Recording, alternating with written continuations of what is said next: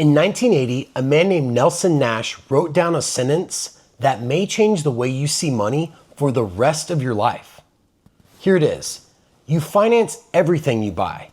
You either borrow and pay interest to someone else, or you pay cash and give up the interest you could have earned had you been able to keep it. There is no third option.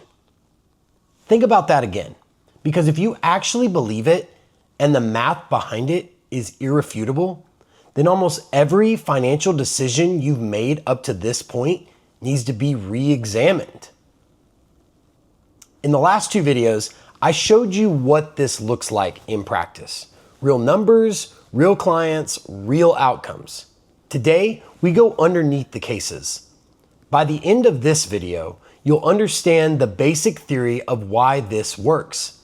Not as a product, but as an entire alternative way of organizing the flow of capital in your business and in your life.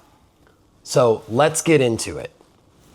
I'm Will Curry with Wellington Capital Reserve out of Austin, Texas.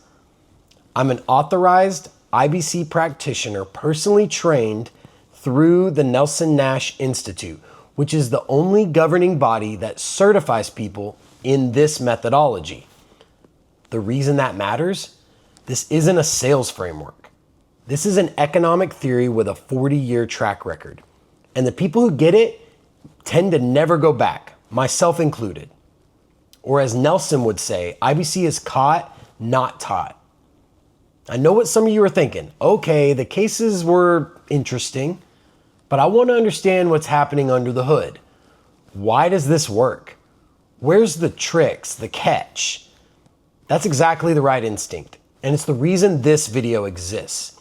If you can't explain a financial system at the level of first principles, you shouldn't be using it. So let's build it up from the ground up.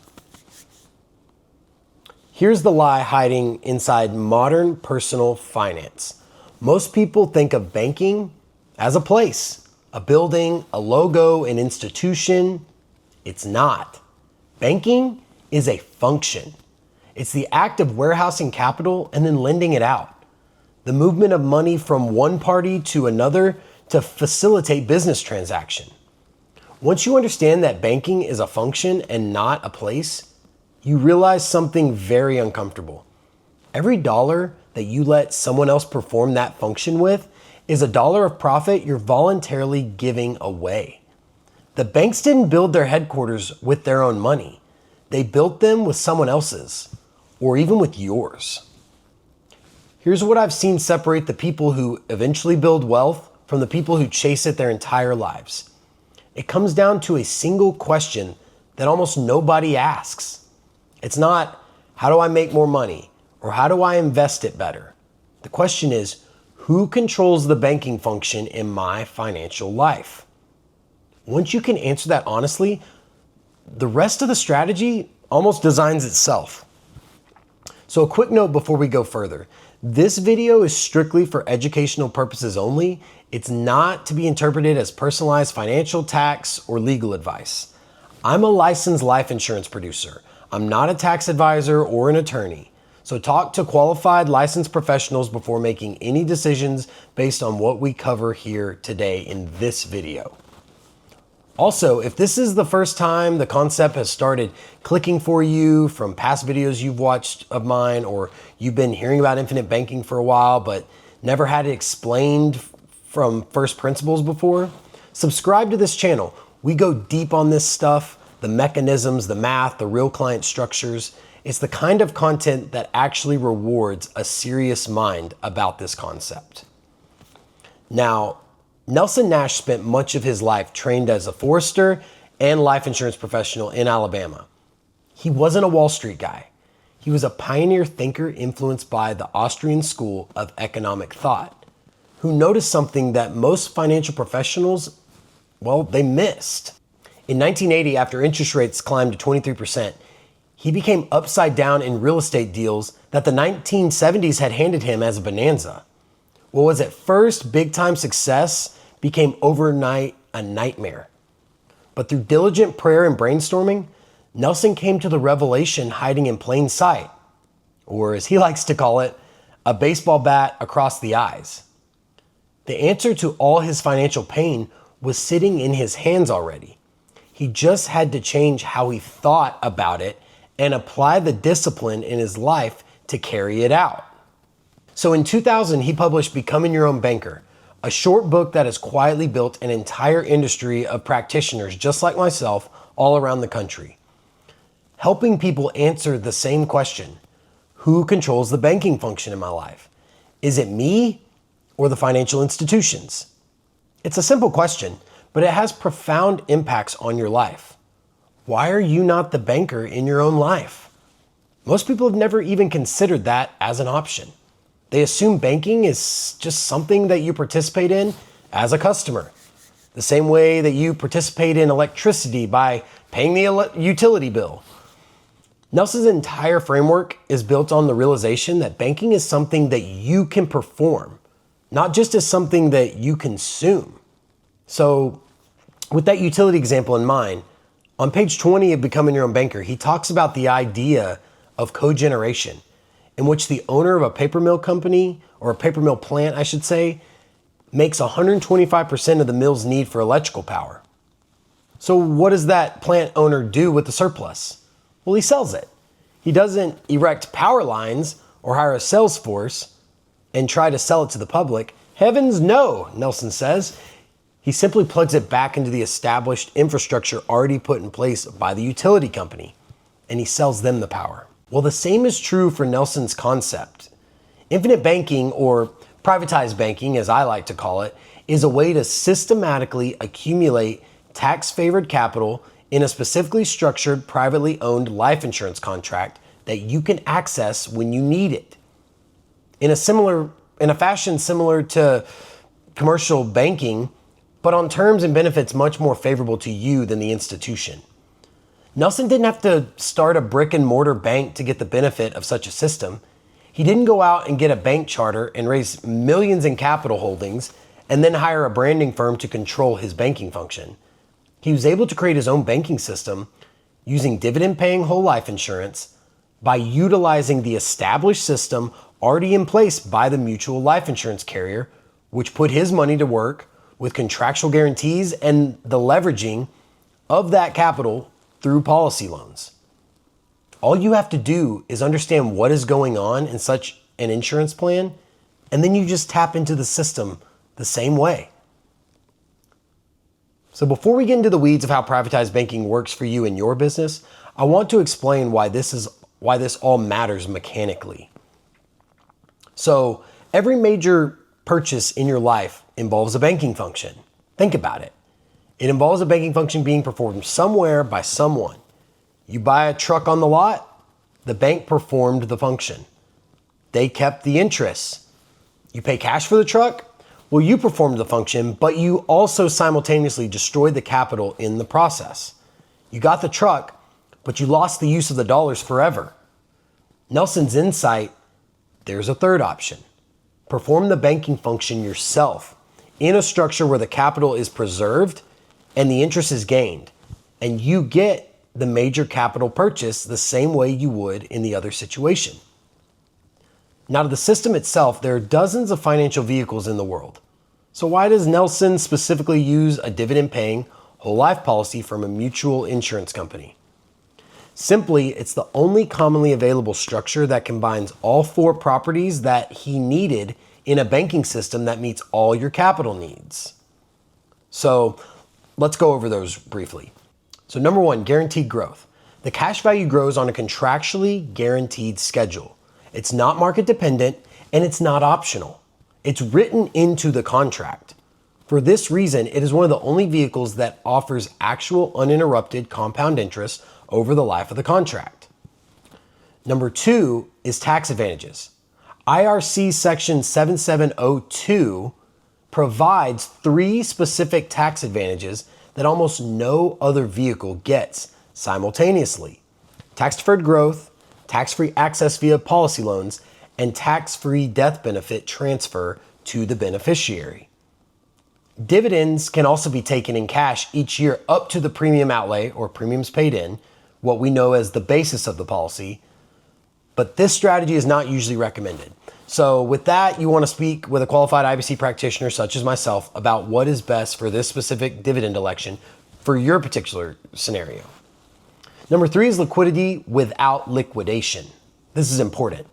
You can borrow against the cash value at any time for any reason without selling the asset or interrupting its growth. This is the mechanics that enables the entire becoming your own banker framework. Your money works in 2 places at once: in the underlying asset, in an uninterrupted compounding atmosphere, and in whatever place you need to use the money. And then number 4 is the ownership structure. With a mutual insurance company, the policyholders are the owners. Dividends are paid to the owners, not to the shareholders at the local bank. And then interest is made on the gains, again, to the owner. Many skeptics will look at life insurance as more valuable to them if they are dead than if they were alive. It's common. But the infinite banking concept, or IBC, begins to differentiate from a traditional life insurance policy because the structure focuses on maximizing the living benefits of the insured instead of the death benefit. A standard whole life policy and an IBC designed whole life policy use the same product family, but they are engineered very differently. One is built for the maximization of death benefit. The other is built for the client's capital efficiency. It's the same vehicle, but it's a completely different design. IBC is designed for higher accumulation of cash value earlier in the policy than under a traditional structure, giving the policy owner banking capacity earlier and expanding each year the policy remains in force. This structure has 2 key design variables in mind. Number 1 is the utilization of what we call PUAs, or paid-up additions, which are essentially mini policies you can purchase inside your main policy. Properly designed IBC policies allocate as much premium as legally allowed to PUAs because they accelerate the cash value growth dramatically. A standard whole life policy off the shelf often has 0 or minimal PUA loading. An IBC designed policy is engineered around it. This works as the collateral component you use to bank within your policy. And then the other consideration is MEC avoidance. MEC stands for Modified Endowment Contract, what we call the MEC. If you accumulate cash in a policy too aggressively in its early years, the IRS reclassifies it as a MEC and strips away almost all the tax advantages of it. A properly designed IBC policy is engineered to maximize cash value growth while still staying inside the MEC limits set by IRC section 7702A. Now here's the piece that most people miss, and once you see it, you can't unsee it. Compounding only works if it's uninterrupted. That's the whole point. The moment you take $1 out of a compounding asset, such as a stock or a mutual fund, the growth stops on that dollar permanently. You don't get those years back. Think about what that means in practical terms for a moment. Every time you pull money out of a 401k for a down payment, every time you sell an investment to buy a truck, every time you drain your savings account for an equipment purchase, you didn't just spend the money, you broke the compounding chain on those dollars forever. You ended their career as wealth builders. This is why the conventional advice, save up cash and then pay cash, sounds responsible, but it's quietly destroying capital. Every cash purchase you make is a permanent execution of dollars that could have been working for you for the next 30 or 40 years. The IBC policy loan mechanism solves this in a way no other value vehicle does. And this is the part where I have to be precise because most people get it wrong. When you take a loan from your policy, you are not withdrawing your cash value. That's the critical distinction. Your cash value never leaves the policy. What's actually happening is this. The insurance company is loaning you money out of their general fund, and they're using your cash value as collateral for the loan. So with this, you end up with 2 things happening at the same time. Your cash value is still sitting inside the policy, fully compounding, fully earning dividends, exactly as if you never touched it. Because technically, you didn't touch it. And separately, you have the loan proceeds in your hand. You can use them for anything. You can go buy a truck. You can buy a piece of equipment. You can pay off a higher interest debt, invest in a real estate deal. There are no restrictions, no qualification process, no credit check, and no application. Hallelujah. You're borrowing against collateral that you already own in a tier 1 asset. This isn't a workaround. It's a contractual feature. It's written into the policy. The insurance company is required to lend against the cash value because they're holding it as security. This mechanism has existed in life insurance contracts for well over 100 years. Most people just never use it because, quite frankly, they don't really even know it exists. Here's what that mechanism produces. Same dollar, two simultaneous jobs.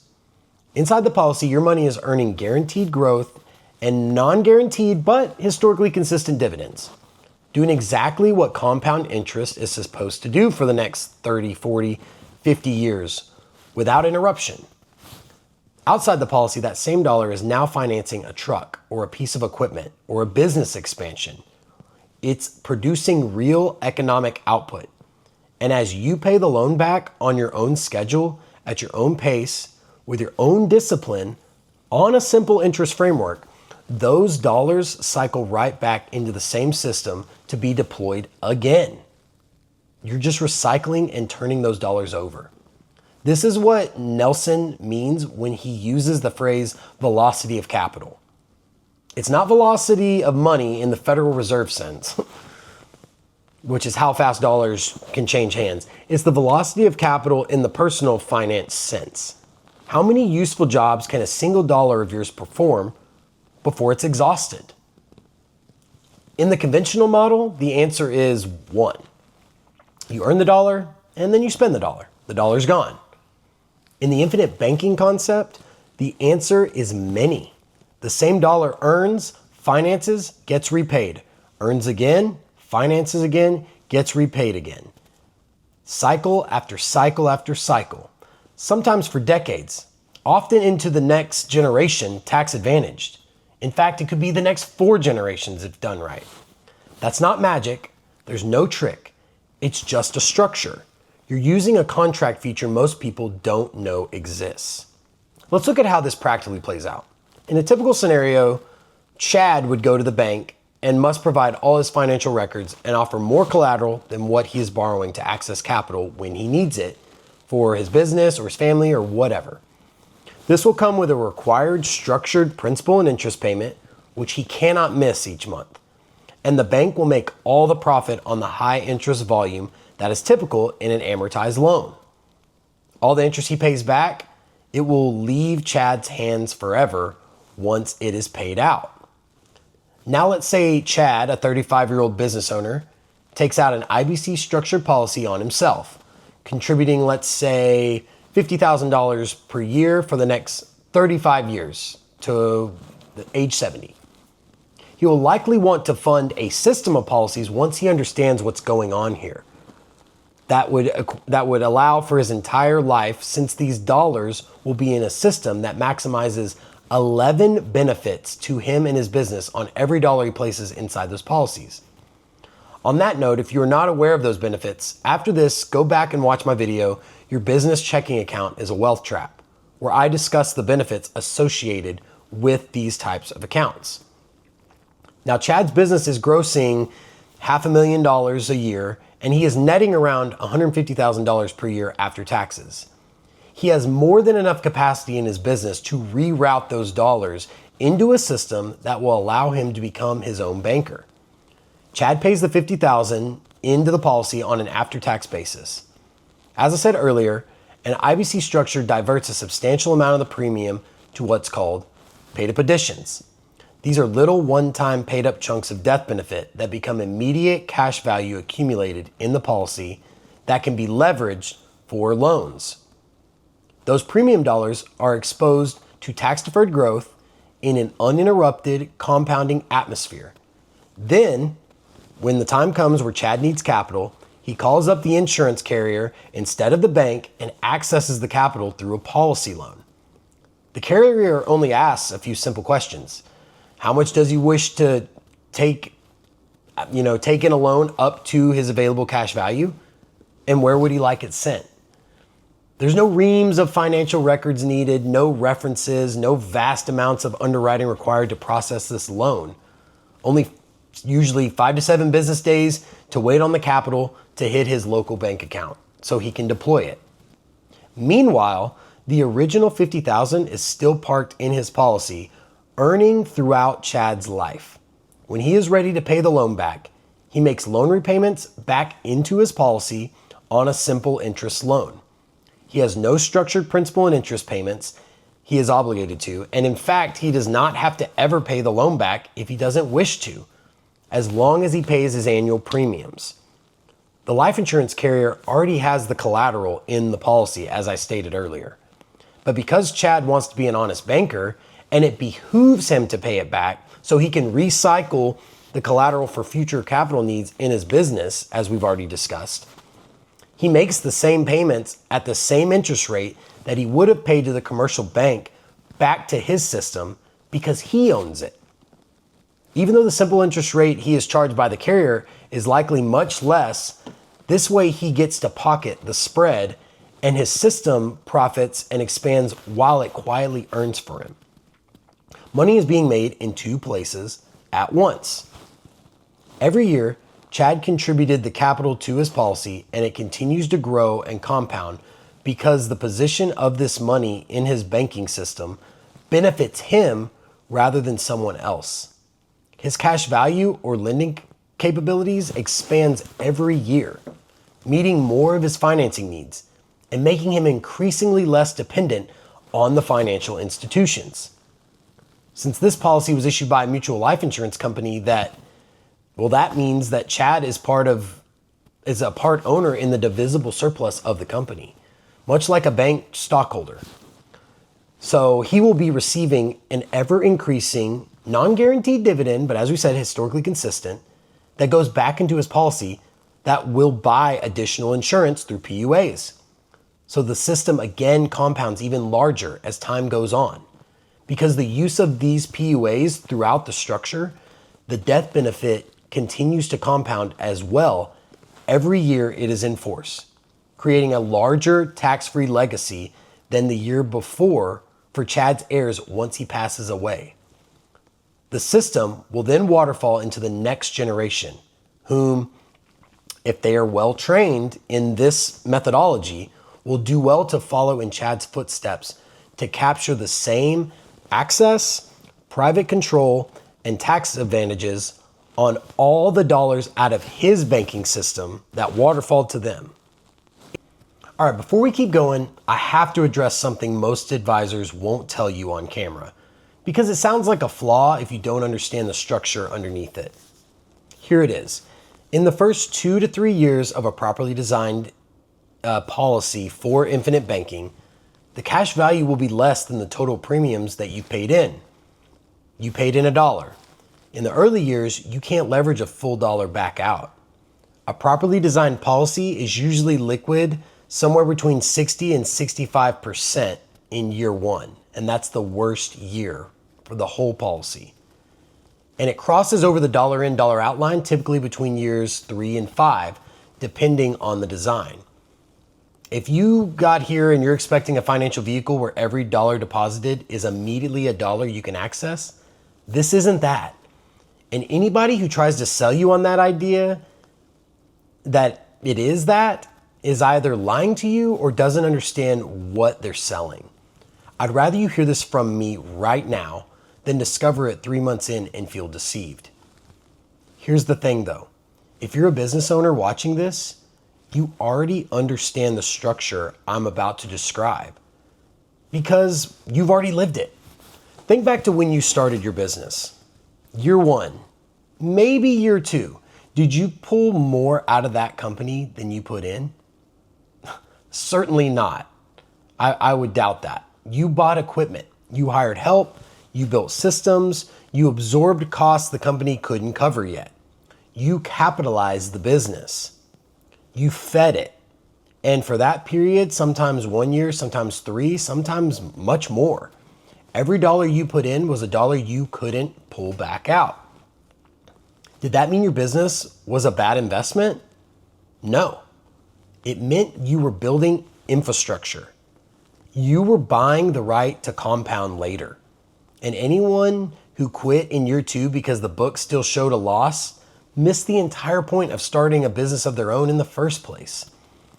That's exactly what's happening in the first few years of a policy. You are capitalizing your private banking system.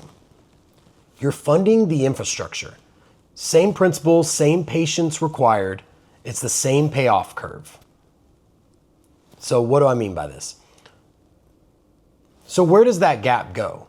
Why isn't every dollar of premium immediately available as cash value? Well, 2 reasons. And they're actually the reasons the contract works at all. Well, first is the cost of the insurance. This is a life insurance contract. Part of every premium dollar in the early years pays for the actual death benefit. That's the tax-free, guaranteed transfer of wealth to your family or beneficiary, whoever it is, if something happens to you tomorrow. That death benefit, by the way, is typically several multiples of what you're putting in from day one. You don't see it on the cash value column, but it's the asset that's already in place before you fully funded the policy. From a pure risk transfer standpoint, that's actually a massive return in year 1. And then second, there's the contract acquisition cost. Insurance companies front load the expenses of putting a policy on the books. Underwriting, commissions, administration, that's baked into the design. The carrier is making a 60, 70, sometimes 100-year commitment to you. But here's the part that matters.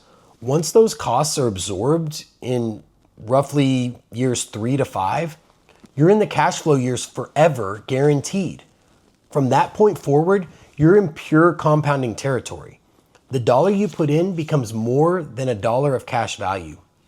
The longer you let it run, the more dramatic the spread becomes. By year 10, 15, 20, the policy is producing far more growth per year than you are contributing to it. So when someone shows you a policy illustration and points to year 1 and says, look, you only have 60 cents on the dollar, this is a ripoff. What they're actually doing is judging a 30+ year asset by its first 12 months. It's the same logic as saying a business is a failure because it didn't pay distributions in its first year of operation. The early years dip isn't a flaw in the design. It is the design. It's the cost of admission to a structure that will, if you let it run, produce uninterrupted compounding growth, tax-favored access, and a guaranteed death benefit for the rest of your life and into the next generation. Here's the principle, and write this down if you're taking notes. In any wealth structure worth building, the capitalization phase always feels uncomfortable. It's supposed to. It's a financial vehicle. Rather, if a financial vehicle feels comfortable from day one, it's almost always one of 2 things. It's either not actually building wealth or it's hiding a cost you'll discover later. The discomfort of capitalization is a feature, not a bug. The people who understand that build wealth. The people who don't quit in year 2 and they call it a scam. What we've really been describing this entire time is a different relationship between you and your money. In the conventional model, you and your dollars are separated by institutions. That's banks, brokerages, retirement custodians. Each of those institutions takes a cut of the profit that your capital generates while it performs the banking function for them. You earn the dollar, they make it work. They keep most of what it produces. In the infinite banking model, you collapse that distance. The capital is yours. The control is yours. The profit of the banking function is yours. That's what we're really doing here. That's what we help with. The product is just the vehicle that performs the process. That's what we do at Wellington Capital Reserve. We don't put clients in mutual funds. We don't prepare tax returns, and we don't sell property and casualty insurance. All great things, but not what we do. I don't work with anyone making under $80,000 net per year because the math just doesn't serve them yet. What I do is one thing. I help specialty trade business owners such as HVAC, plumbing, electrical, fence, welding, with companies that typically have over $1 million in equity build private banking systems based on the Nelson-Nash framework. So if this concept sounds like it could radically benefit your financial life, if you're looking at your business checking account and your line of credit and you're starting to see the leakage, then there's a link in the description to our free resource called the Quick Start Guide. It lays out the basics to how the concept works and who it is best suited for and what it would look like to bring that function home. If you feel your current financials are too tight to begin such a system, we specialize in finding financial inefficiencies in your business. So stay subscribed. On the next video, we will address some of the most common objections in the industry to the infinite banking concept. You will even see some very familiar faces that you have likely run to for validation on why this cannot work. So we will see you there.